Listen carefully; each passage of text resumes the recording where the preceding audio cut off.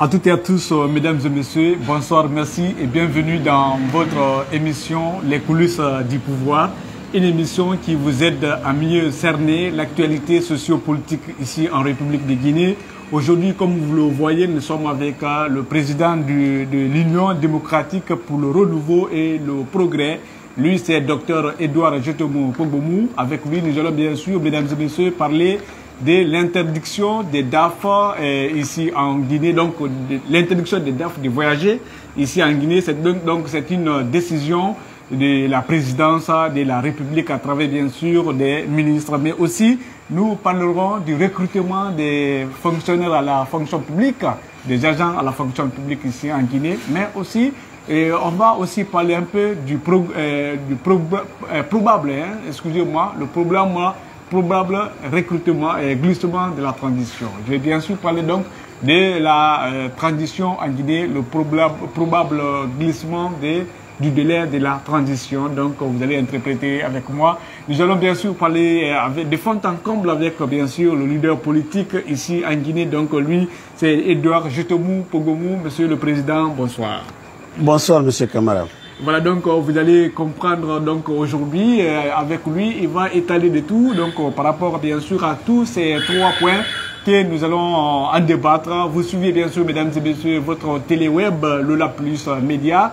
Merci pour votre fidélité. Nous allons bien sûr commencer, Monsieur le Président, par rapport bien sûr au recrutement à la fonction publique. La semaine dernière, on a suivi le communiqué du ministre du Travail et de la fonction publique qui, aujourd'hui, il y a assez de sceptiques chez les citoyens. Quelle est votre lecture? Bon, écoutez, je pense que dans toute administration, quand on veut prôner effectivement la qualité, on veut prôner aussi la continuité dans la qualité, il y a des choses qu'il faut s'empêcher de faire, comme les licenciements massifs et les recrutements massifs. Généralement, quand vous faites, disons, vous laissez partir des gens en masse, il y a toujours des notes d'injustice qui rentrent justement dans la formule. Parce que vous allez prendre des gens qui sont là, qui sont dans le service et qui font effectivement la fierté et qui font l'efficacité même du service. Quand ceux-là vont, laisseront des vides. Et ça va affecter justement la performance des services. Les services qui peuvent être rendus ça peut être dans l'administration comme dans n'importe quelle autre boîte. Maintenant, quand vous vous rendez compte, effectivement, qu'il y a ce déficit et que le travail, les services ne sont plus fournis comme ça doit être, vous voulez vous rattraper. Vous allez donc chercher à organiser des recrutements massifs.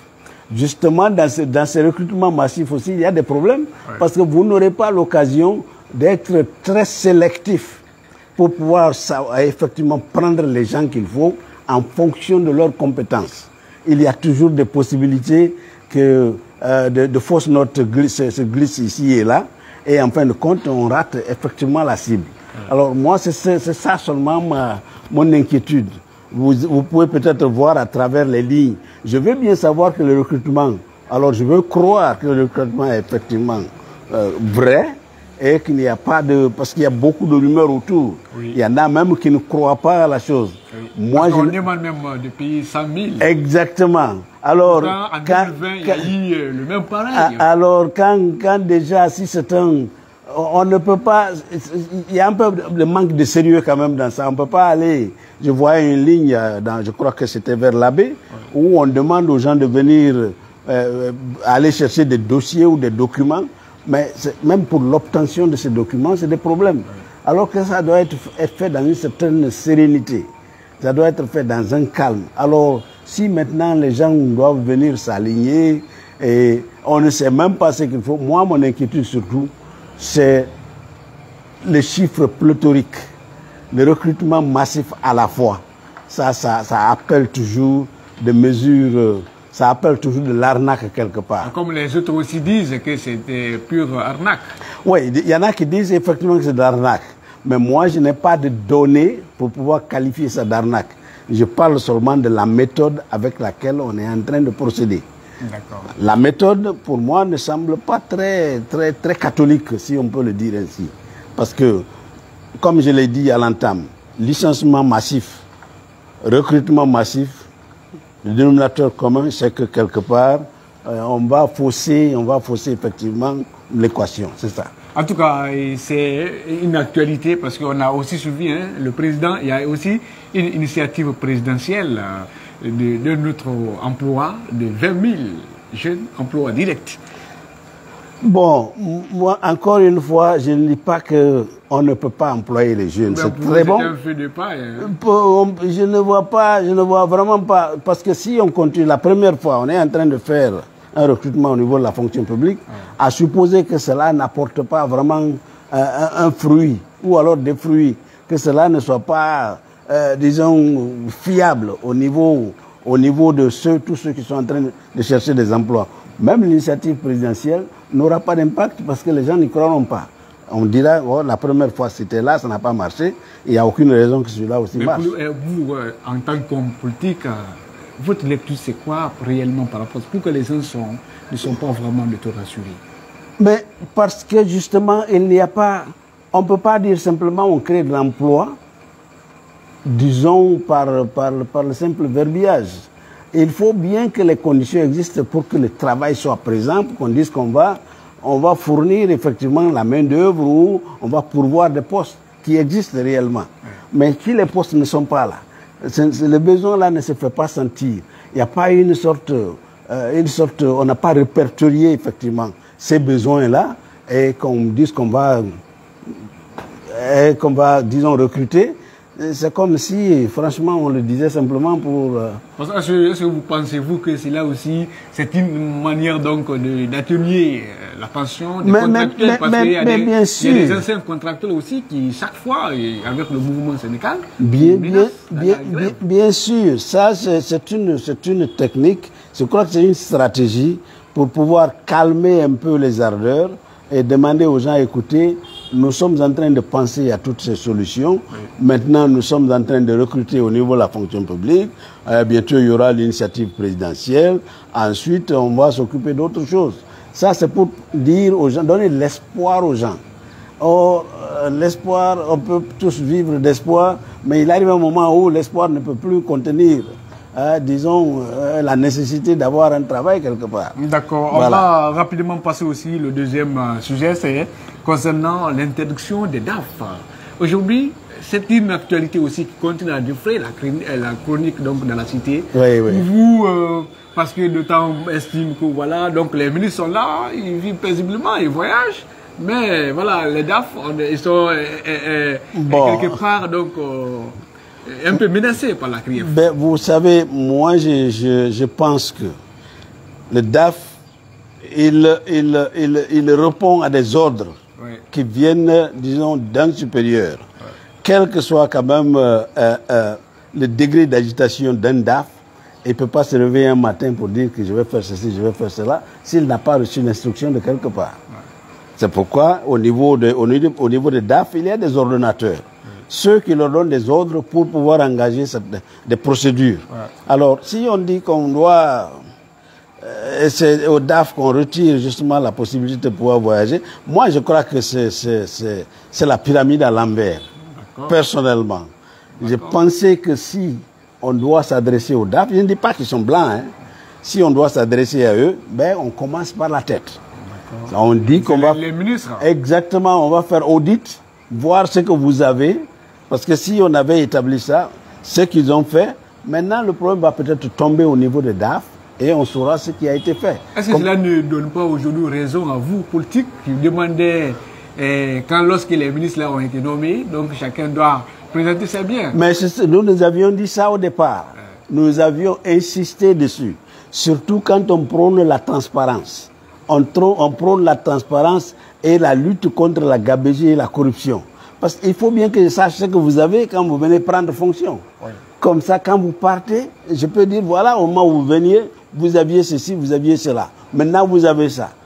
Comment vous pouvez justifier? Maintenant, là, on ne peut pas. On ne peut pas, on ne peut pas le faire simplement parce qu'il n'y a pas eu de suivi. Alors, nous l'avons dit, ben, nous n'avons pas été écoutés. Ce qui est sûr, c'est que on ne peut pas simplement se permettre comment on appelle ça, de voir simplement le fait qu'il faut faire les choses à la va-vite.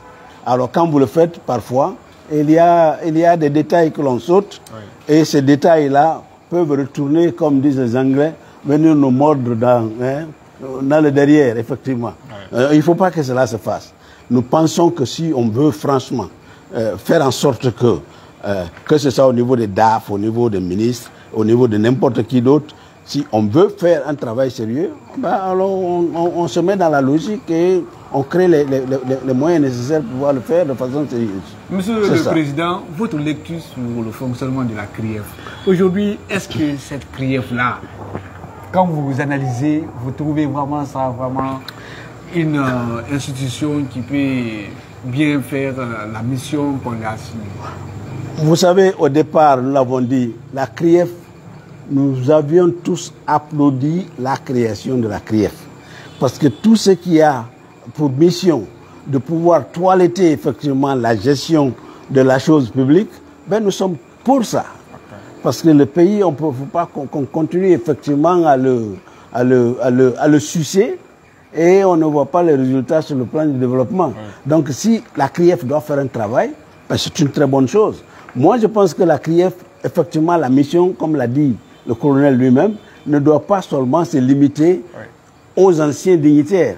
En principe, moi je dis que normalement, après un an, on devrait avoir une sorte d'audit au niveau du fonctionnement du CNRD à l'heure actuelle. À mi-chemin, ça fait 2 ans, après l'an 1, on fait un audit. Ce n'est pas simplement faire une inspection. Audit département par département pour qu'on sache où sont les choses. Et comme ça, on saura effectivement ce qu'il faut aller. Au départ, si on a quand même, disons, applaudi, et il s'est trouvé qu'à la longue, la CRIEF a complètement changé de mission. On a l'impression que la CRIEF est beaucoup plus maintenant dans la trajectoire de pouvoir faire soit des règlements de compte. Donc c'est un peu politique. Mais bien sûr, il y a une bonne dose de politique justement dans le fonctionnement. On a vu l'ordre de la haute cour de justice de la CEDEAO qui a ordonné la libération des Kassory. Effectivement. Également, Dr Diané. Effectivement, nous avons toujours dit qu'il n'y avait pas de pédagogie dans ce qui se passait. Normalement, avant d'inculper qui que ce soit, si on est dans un processus judiciaire transparent, ben, ce sont les éléments de preuve qui peuvent confondre quelqu'un. Ce sont les éléments de preuve qui peuvent faire condamner quelqu'un. Mais vous prenez des gens sur la base de rumeurs seulement, et puis vous les enfermez. Ils sont au cachot, et ils ne peuvent pas se défendre, ils ne savent pas de quoi il s'agit. Même s'ils le savent, on ne les a pas inculpés officiellement. C'est du tort. C'est déjà, ça c'est extrajudiciaire, parce que les gens sont emprisonnés sans avoir été jugés et n'ont pas eu l'occasion de se défendre. Alors, moi je pense que l'arrêt de la cour, haute cour de la CEDEAO est un aveu cinglant, effectivement, à ce que nous sommes en train de faire. Ça doit nous interpeller. Ce n'est pas comme ça que la justice doit fonctionner. Surtout une justice qui devait être la boussole, ce n'est pas comme ça qu'elle devrait fonctionner. Voilà, mesdames et messieurs, vous suivez toujours donc la réaction du docteur Edouard Jitomo Pogomou, le président de l'Union démocratique pour le renouveau et le progrès. Nous allons continuer maintenant, mesdames et messieurs, c'est le dernier sujet, c'est concernant bien sûr le probable glissement donc, du chronogramme de la transition. Aujourd'hui, ça se dit partout, hein, donc les activistes de la société civile, quelques acteurs politiques même soutiennent cela, qu'il y ait un glissement. Vous, en tant que président d'un parti politique, mais aussi membre de l'alliance de l'ANAD, votre lecture? Mais nous c'est très clair. Dès le départ, il y avait des signes. On a toujours dit qu'il y a des signes qui ne trompent pas. Ouais. Les signes qui ne trompent pas étaient là dès le départ. On s'est dit qu'un chronogramme que l'on concocte de façon unilatérale, qui n'a pas été discuté pour qu'on s'en tienne à l'essentiel, va toujours apporter des éléments dont on n'a pas besoin. Et c'est effectivement ce qui s'est passé. Le chronogramme qui a été fait, il a des éléments dont on n'a pas besoin pour la conduite de la transition. C'est ça la réalité, qu'on le veuille ou pas. Alors si on s'était entendu dessus, peut-être que ces éléments qui sont de trop, aurait été mis de côté pour qu'on s'attelle à l'essentiel. Et cet essentiel aurait dégagé justement une durée raisonnable. Ce serait la durée soit de n'importe quel, même si c'était 2 ans. Maintenant, nous sommes à plus de 2 ans de transition. Il n'y a aucune institution en place. Rien n'est en place. Quand on parle, si on s'en tient à la définition de cette transition, qui est pour nous de pouvoir nous ramener dans un cadre constitutionnel normal, aucun travail d'approche n'a été fait au préalable pour pouvoir justement permettre ce genre de travail. Et dans ces conditions-là, c'est comme si on n'avait rien fait pendant les 2 ans, un mois et demi ou pas. Donc, pour nous, ce qui est en train de se passer, c'est que ce glissement-là était prévisible. Puisque maintenant, on a entrepris de faire beaucoup de choses à la fois. Et le temps ne nous est pas donné. On n'a pas encore mis en place ce qu'il faut, même le cadre qu'il faut. On sera obligé de justifier des glissements. On l'avait dit au départ. Quand il y aura le glissement, vous n'avez pas votre part dedans parce que c'est vous qui avez sollicité l'implication de la CEDEAO. Et la CEDEAO, aujourd'hui, n'a toujours pas mis un paquet pour au moins aider la gente à mais non, écoutez, il faut pas qu'on dénature les discussions. La CEDEAO n'a pas pour responsabilité de venir donner de l'argent au gouvernement pour engager des processus internes, pour engager des projets internes, comme projet comme on appelle même de conduite de la transition. Non. La CEDEAO peut nous aider dans le cadre, par exemple, technique, mais la CEDEAO a du mal même à avoir les contributions qu'il faut des gouvernements. Vous pensez que la CEDEAO... L'appui de la CEDEAO, c'est juste un appui technique? Un appui technique, d'après ce que nous voyons. Ouais. Et même si ce n'est pas un appui technique, il ne faut pas s'appuyer justement sur... Il ne faut pas compter sur cet appui extérieur-là et ne pas prendre les dispositions intérieures. Moi, je pense que c'est là justement qu'il faut que les gens essaient de comment on appelle, de trouver le juste milieu pour pouvoir faire un travail réduit à l'essentiel. On est en train d'aller dans le cadre de cette transition-là, de nous atteler à des choses dont on n'a vraiment pas besoin. Parce que tout ce qu'on fait, c'est en dehors effectivement de la conduite d'une transition dans le sens réel du terme. C'est la raison pour laquelle nous sommes dans ces problèmes. Donc, pour nous, il y aura un glissement et le glissement était prévisible. Maintenant, qu'on vous dise que la durée sera tenue ou pas, ce qui est sûr, c'est qu'il suffit d'observer, de voir ce qui est fait par rapport à ce qui reste à faire. On se rend compte que nous sommes effectivement dans la logique d'un glissement et nous sommes opposés à cela. Mais quand vous êtes opposé au glissement, vous allez faire quoi? Parce que... Non, encore une fois, il n'est pas tard. Nous avons dit que l'essentiel dans une transition, c'est pour pouvoir mettre... Aujourd'hui, nous sommes en train de parler de conduire la transition dans les 14 mois qui restent, n'est-ce pas? Ouais. Et si ce raisonnement est valable, ça veut dire que 14 mois à partir même du 5 septembre, on aurait pu faire aussi une transition. On aurait pu faire la transition en 14 mois. 14 mois à partir du 5 septembre, ou 14 mois à partir de maintenant, là, 14 mois, c'est 14 mois. Ça veut simplement dire qu'on ne s'est pas attelé à l'essentiel. Et si on s'attelle à l'essentiel, nous pensons que non seulement nous ne serons pas d'accord, nous allons demander simplement au colonel, on l'a toujours dit. Mais vous avez toujours demandé le colonel, ça n'a pas abouti. Mais bien sûr. Au-delà de ces 2 ans, vous allez demander encore quoi? Non, cela ne peut pas. On n'est pas encore au-delà de la période de 2 ans qui a été en fait concoctée entre le CNRD justement, et la CEDEAO. Auparavant, vous avez demandé non seulement la liste des membres du CNRD, ça n'a pas marché. Vous ça n'a pas marché. Demandé qu'il y ait quand même les membres du gouvernement présentent leurs biens, ça n'a pas marché. Vous avez beaucoup demandé, mais est-ce qu'au-delà de ce chronogramme, vous allez demander quelque chose et que ça soit abouti mais justement, ça va nous renforcer dans nos positions. Parce que de toute façon, s'il y a la bonne foi, comme on l'a dit, s'il y a la bonne foi, normalement, tout ça, on aurait dû le faire sans qu'il y ait de discussion. On aurait dû le faire sans qu'il y ait comment on appelle, de palabres en réalité. Parce que ça rentre dans le cadre normal, justement, de la conduite d'une transition. Donc, il faut faire en sorte que les gens, effectivement, soient prêts à nous aider dans ce sens. Nous aider à pouvoir, comment on appelle, conduire. Ce qui est sûr, c'est que nous ne pouvons pas arrêter de revendiquer. Nous ne pouvons pas arrêter de demander au colonel d'être sensible. D'être sensible justement aux besoins de ce pays. Parce que nous avons besoin de sérénité. Si jamais nous devons tomber justement dans des discussions pour un glissement de calendrier, ça veut dire que beaucoup d'autres choses vont être mises encore à la touche et à l'écart. En tout cas, aujourd'hui, bientôt, vous l'avez dit, c'est la fin de la transition en Guinée.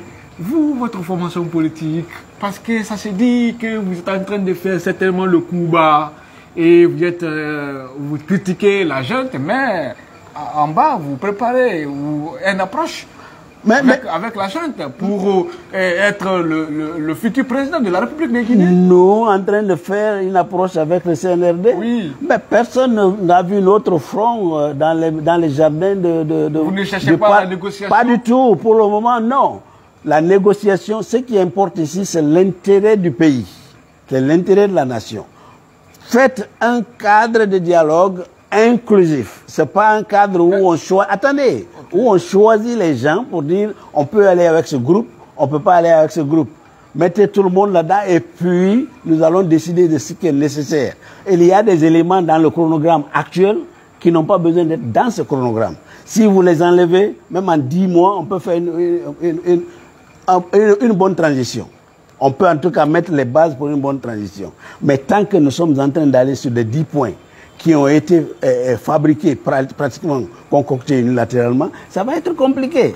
Ça va être compliqué. Vous allez me dire les yeux dans les yeux qu'aucun émissaire donc, de la junte, de la présidence, ne vous a rencontré pour le moment pour une négociation? Personne ne nous a rencontrés et nous ne voulons pas qu'on nous rencontre en aparté. Même si pour vous donner le pouvoir? Non, on ne peut pas nous donner le pouvoir. Nous voulons obtenir le pouvoir. Oui, je suis d'accord. Oui. Nous voulons obtenir le pouvoir dans les urnes. Si on nous donne, donc à donner la chance à tout le monde, parce que nous ne sommes pas les seuls. Oui. Nous ne sommes pas les seuls. Il y a d'autres gens aussi qui peuvent prétendre justement à ce pouvoir.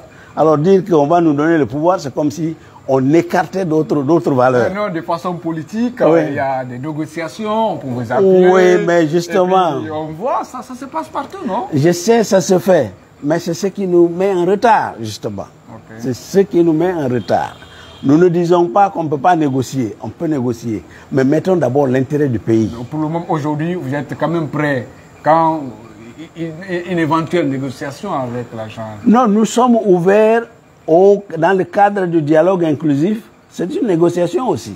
Oui. Parce que vous allez discuter des questions qui sont relatives justement à la stabilité du pays, disons au climat, un climat d'apaisement dans le pays. Donc c'est une négociation. Donc, personne ne peut être fermé à cette... Le futur président, Dr Edouard Jitougou Kouboubou, pourquoi pas? Pourquoi pas? S'il y a la possibilité pour nous, c'est pourquoi nous voulons... La possibilité, c'est quoi ça? La possibilité, c'est justement offrir le cadre qu'il faut pour que les gens aillent s'exprimer librement. C'est ça la possibilité. Donc, l'élection présidentielle prochaine, on s'apprête? Oui, bon, les partis politiques... non, votre parti politique. Notre parti politique, effectivement, un parti politique n'est pas fait pour rester à la touche. Mais il y a certains partis politiques, certains leaders qui cherchent des postes. Mais moi, je ne parle pas de certains partis politiques, je parle de notre formation politique. Je parle de ma formation politique. On ne crée pas un parti politique pour rester à la touche. C'est pour pouvoir effectivement chercher à obtenir le pouvoir. Ceux qui veulent des strapontins, et ils sont dans la démarche, ce sont ceux-là qu'on retrouve tout le temps dans les jardins de Mohamed V. Et le palais Mohamed V, ils sont là-bas. Ça, vous le savez, je le sais. Ouais. Et dans ces conditions-là, on les laisse faire les démarches. Nous sommes d'une certaine constance dans ce que nous disons. Alors, créez les conditions, mettez-vous à l'écart, à équidistance de tous les protagonistes et laissez-les se battre. Les partis politiques vont aller en découdre les uns avec les autres. Comme ça, ceux qui prévalent vont prévaloir. Ceux qui ne prévalent pas ne vont pas prévaloir et puis on reste tranquille. En tout cas, les sujets, on a débattu tous les sujets. Okay. Vous allez vous adresser à vos militants et sympathisants qui vous suivent ici en Guinée mais aussi à l'international. Vous êtes, bien sûr, je vous rappelle, vous êtes le président de l'Union démocratique pour le renouveau et le progrès. Votre mot de la fin dans cette émission. Voilà, je voudrais d'abord remercier votre plateforme. Et nous avons eu l'occasion, effectivement, de venir débattre des questions qui sont importantes, justement, dans la conduite de la transition. Le seul mot que nous demandons, d'abord, nous adressons au colonel. D'abord, nous disons encore une fois au colonel que ce pays, nous l'avons en commun. Il n'appartient à personne en isolement et il appartient à tous les Guinéens. Tous ceux qui peuvent apporter quelque chose, apporteront quelque chose si ils sont invités justement à le faire.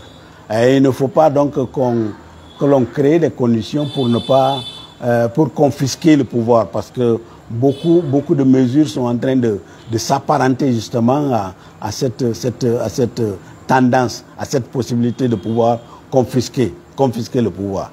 Nous disons que nous sommes pour que la paix règne dans ce pays.